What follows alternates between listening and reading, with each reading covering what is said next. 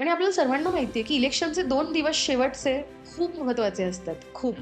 ह्या 2 दिवसामध्येच इलेक्शनचा रिझल्ट हा निश्चित होतो, की कोणाला निवडून आणायचंय किंवा कोण निवडून येणार आहे. हं. बट ऑब्व्हियसली आता खूप सारे ईव्हीएम मशीन्स आणि प्रॉपरली सगळं झालंय, की एवढं काही होत नाही गोंधळ वगैरे. पण डार्क रिॲलिटी बोलशील ना, तर मला असं वाटतं, की एक उमेदवार जेव्हा उभा राहतो, तेव्हा तो एक देशाचं एक नेतृत्व असतो किंवा एका प्रभागाचं म्हणा, तो नेतृत्व करत नक्कीच. असतो.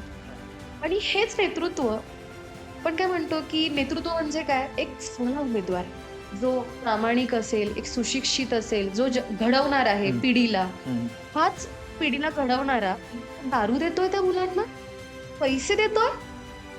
It's a dark reality. I feel की हे नाही झालं पाहिजे. बरोबर. तुम्ही त्यांचं मन जिंका. तुम्ही त्यांना आश्वासन द्या कामासाठी.